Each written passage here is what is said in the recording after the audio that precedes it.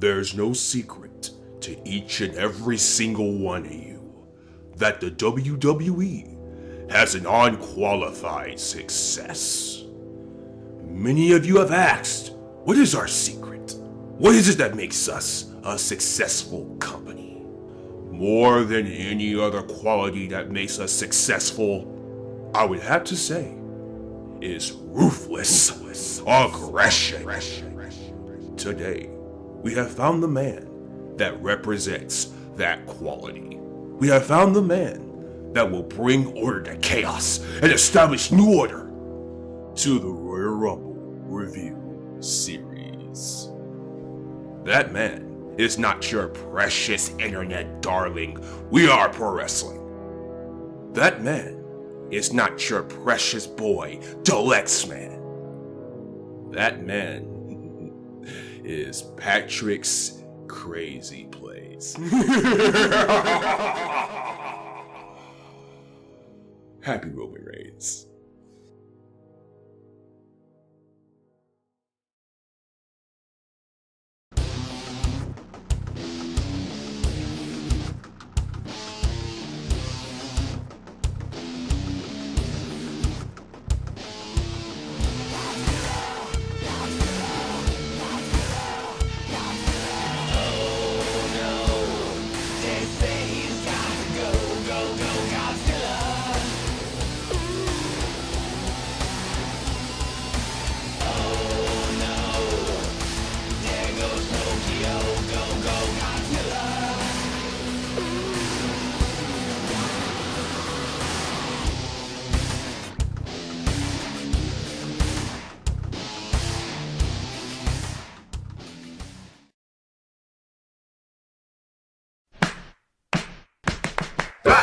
The 2002 Royal Rumble had a runtime of 1 hour and 9 minutes.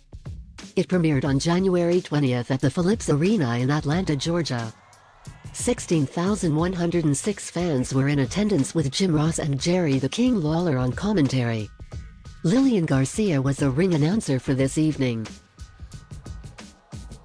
When it comes to 2002, good Rumble overall. Love the surprise returns, Mr. Perfect, Goldust, Val Venus, and of course the Godfather, who I think got cut out the network version, so you'll have to find the full version somewhere else.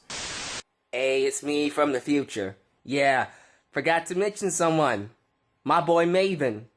Not related to Raven, but Maven. First ever Tough Enough winner. Some of you will remember his elimination of The Undertaker. One of the most shocking eliminations ever. Got a huge pop for it. And then got a huge ass whooping for it too. So that's about it. I figured I'd mention him because he had a very integral part in this Rumble. And yeah, there you go. Back to the present. Very predictable. We kind of figured Triple H was going to win that one, and that's fine. He deserved to come back and main event WrestleMania. Although it is one of the most forgettable main events in history. But still, very stacked Rumble overall. Liked seeing the surprises. Really enjoyed it. And although we don't have We Are Pro Wrestling, I am happy to introduce someone who will give you a much more clear perspective. Let's go to Patrick's Crazy Place.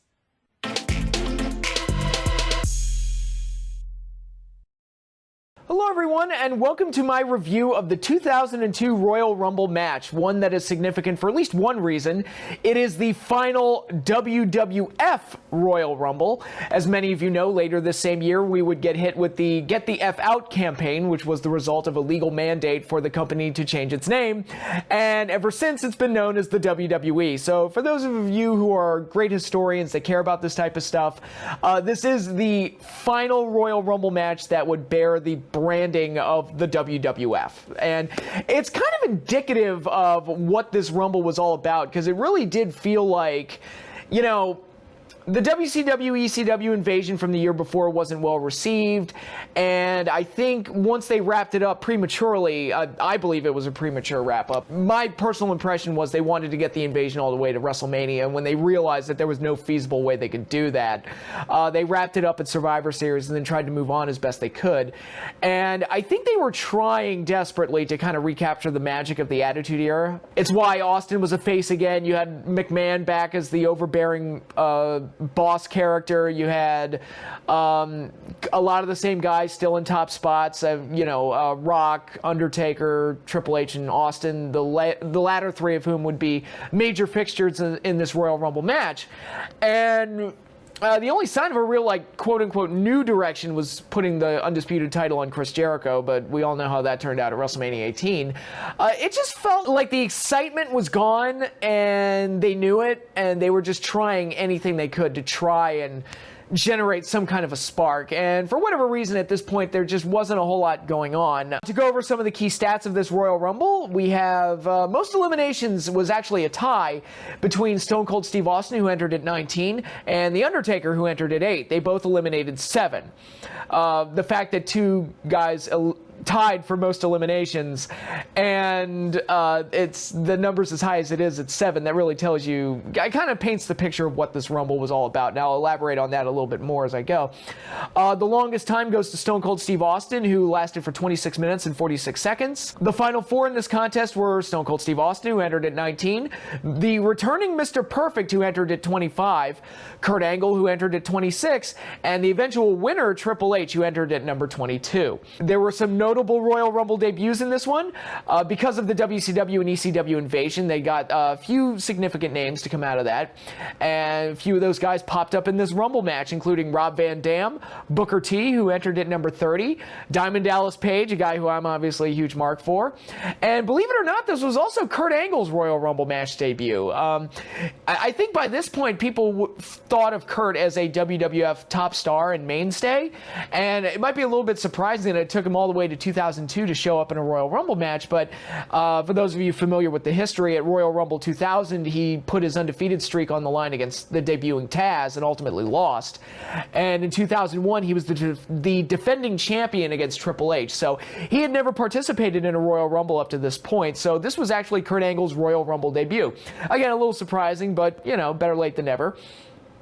And we also saw some big WWF returns. I already mentioned Mr. Perfect, who I think fared the best out of the major returns. And another sign that they were possibly trying to recapture some of the magic of the Attitude Era. Several Attitude Era gimmicks made their returns, namely Goldust, Val Venus, this particular talent was last seen as part of Right to Censor, where he abandoned the Val Venus gimmick. And he actually kind of abandoned the porn star element to it when he had Trish Stratus as his manager. But now at this point, it's like, all right, we got to try and kind of win back that Attitude Era crowd, and because the audience was starting to shrink at this point, not as significantly as it would as the years would go on. But it was the signs that they had reached their peak were over, and I think bringing back guys like Val Venus and Goldust were signs that they were trying to kind of recapture that Attitude Era crowd. We also saw the return of the Godfather, who was another former Right to Censor member who ditched his more attitude-based gimmick of being a pimp and became the good father and was censoring everybody right and left. But it was time to change back to what brought this guy back to the dance. And Godfather came out with the ladies, couldn't call him hoes anymore, and they were trying to push it as he's legit now. He has an escort service, which I'm pretty sure is just as illegal as saying you're a pimp, but whatever. I don't know all the details about the laws against prostitution in this country. I don't know them all off the back of my head. I'm sure it's probably different from state to state as well. But anyway, Godfather also made his return, had one of the more memorable entrances from this Rumble as he came out and brought all the ladies out and danced and partied. Didn't do much else other than that. So with all those names listed, you'd probably be thinking, oh man, this is probably a really good Rumble. And I'm not going to say it's a bad Rumble, but it is a perfunctory one. It felt like one that was just, we're going to have a Rumble, we know who we want to win it, and we're just going to do everything we can to tell that story, and that's it. Now, granted, the guy who ultimately won, which was Triple H, is the one that I think pretty much everybody wanted to win at this point, and I'll elaborate more on Triple H in a bit, but they didn't really do enough with the other guys. And one of the things I enjoy about a lot of the older Royal Rumble matches, they kind of got away from this in more recent years, but when I think back on some of my more favorite Rumble matches, like 94 and 1990 and 92 to a point, 2001. Some of the better Rumbles were the ones that kind of took advantage of the fact that you had 30 guys in this thing, and you could tell a bunch of different stories with them, because let's face it, a lot of these guys we know aren't going to win the Rumble. We know most years, on a good year, you can narrow it down to about 4, maybe 5 if you're lucky. And on more obvious years, you can narrow it down to 2 or even 1. I think this was one of the ones where you can narrow it down to 1. To me, it would be more beneficial to take advantage of the fact that you have so many guys in one match and use it to be a starting point or a middle chapter in other people's stories. Perfect example, Jake and Randy Savage in 1992. We pretty much figured that whoever won the 92 Rumble was going to be either Hogan or Flair. I think at the time that's what most of us were thinking. So I don't think any of us were really thinking that Randy Savage or Jake Roberts were going to win the 1992 Royal Rumble. But they did have that feud going, and it added a lot more flavor to the match, that you had that storyline. It built anticipation as Jake went out there, and you're just waiting and waiting and waiting for Savage to come out and get his hands on him. And I think there's plenty of room to do stuff like that. Or you can even litter it with a little bit more flavor, like the famous Bushwhacker eliminations, or Jerry Lawler hiding underneath the ring like he did in 96 after Jake unleashed the snake on him. Things to add a little bit more flavor to the proceedings, but they didn't really do much of that here. It felt like in this Rumble, only 3 guys truly mattered, and that was Undertaker, Steve Austin, and Triple H, where if you see the hype video for this particular Rumble, it kind of shows, because they were the main 3 guys in the build-up to the Rumble, and Taker was actually the top heel, so I'm a little surprised that Taker came out as early as he did, and was eliminated as early as he was, because he didn't even get to interact with Austin or Triple H when that seemed to be what they were building towards, those 3 guys being the 3 superpowers. I guess it's WWF equivalent of the first World War III Battle Royal, where the 3 superpowers were Hogan, the Giant, and the Yeti. And that is the last time you will ever hear me compare anybody in the WWF main event scene from 2002 to the fucking Yeti, okay? Moving on. But it's it really did feel like by the time the match was over that those were the only 3 guys that mattered. Guys like RVD and Booker T and Diamond Dallas Page didn't really get to leave that much of an impression. They didn't do a whole lot to build into WrestleMania, which is, again, one of my favorite aspects of the Royal Rumble, to build anticipation for things that are coming in the future. And I felt like this match didn't really do a whole lot to do that. Kurt eliminated Kane and Christian eliminated DDP, and they would have matches at WrestleMania, but it wasn't treated like a big deal, like you were seeing the next chapter or the starting chapter of some kind of a story. It just felt like, oh, there he goes. He just eliminated somebody. It wasn't treated like that big of a deal. Although Kane's elimination of Big Show was pretty neat, where he put him in the body slam position and kind of dumped him out. So that looked pretty cool. But other than that, most of the guys didn't really get to shine all that much, and it was there was a lot of, and I mentioned that Taker and Austin tied for most eliminations. That's kind of how the match was booked, where once Undertaker came out, he pretty much eliminated everybody that was already out there. And then the Hardy Boys came out and double-teamed and triple-teamed with Lita, Undertaker, because they had a storyline going on TV. Undertaker got rid of them, but because of their interference, it allowed the probably the most memorable moment from this Royal Rumble to happen, where Maven, the first ever Tough Enough champion, anybody remember him?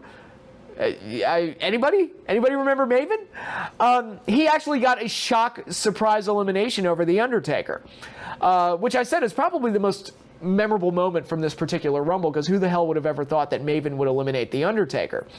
And of course, his celebration didn't last long, as Undertaker proceeded to beat the crap out of him and drag him backstage and ram him face first into the popcorn machine. And actually, there's a funny shot of Taker after he rams Maven's bloody face into the popcorn machine, and Maven falls over. Taker grabs some of the popcorn and just takes a oh so sinister bite out of it. It's it's one of the things that I should note. Undertaker was in his American Badass persona at this point, and it's one of the things that I know nobody likes the American Badass as much as the Dead Man. I'm part of that same ilk, but I think you got to see a little bit more of Mark Calloway's natural personality as the American Badass, so there were benefits to it, and I think little moments like that were something that you would have never gotten out of the old Undertaker. So, and that was a neat little moment. So I did enjoy that. Like I said, Maven had the highlight moment of the Royal Rumble, but it got snuffed out almost as quickly as it began. I think Maven, if memory serves me right, he defeated Taker for the hardcore title. Yes,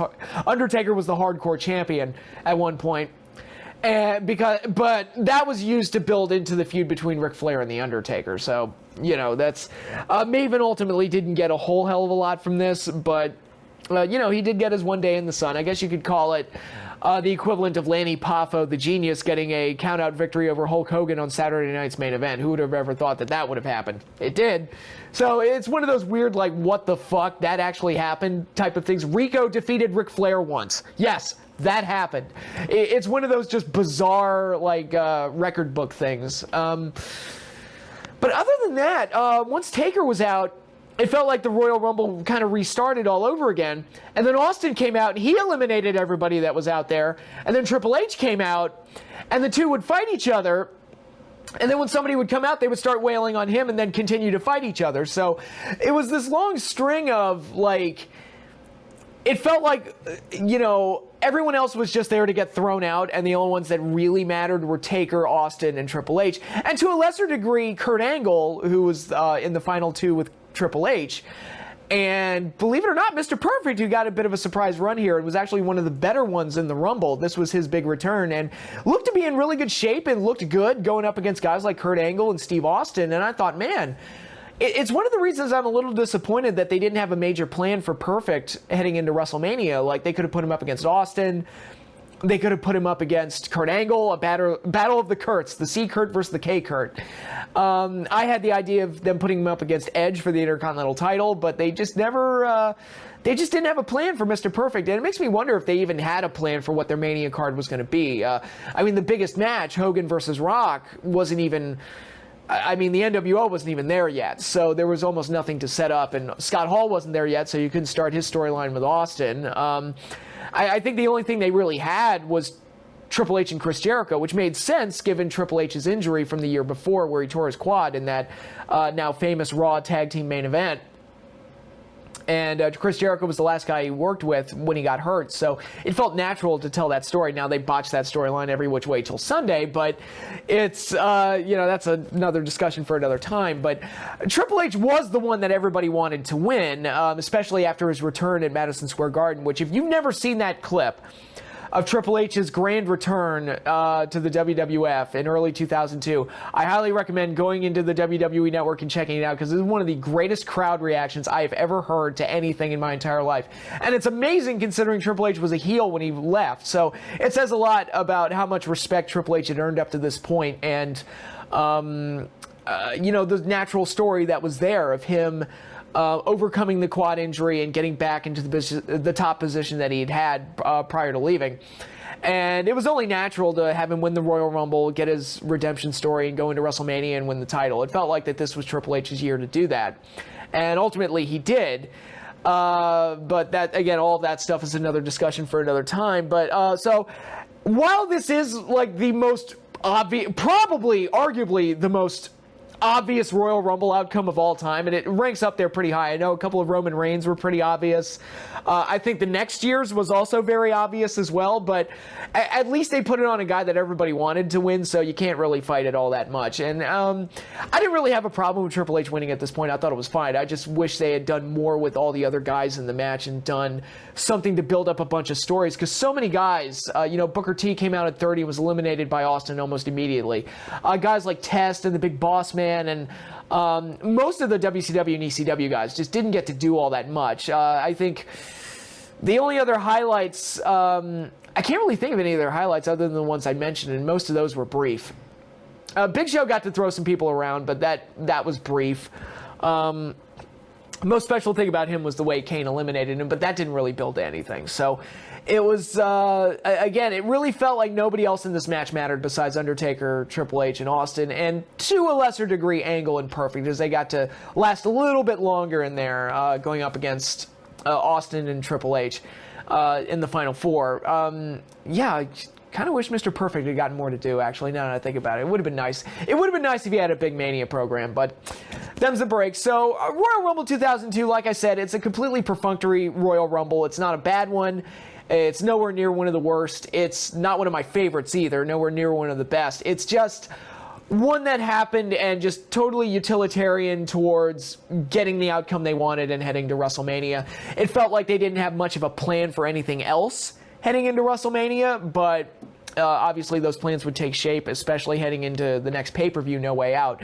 But those are other stories for other times. The Royal Rumble match from 2002, it's fine viewing, it's inoffensive viewing, but not one of the more memorable ones. The overall grade for the 2002 Royal Rumble is B-.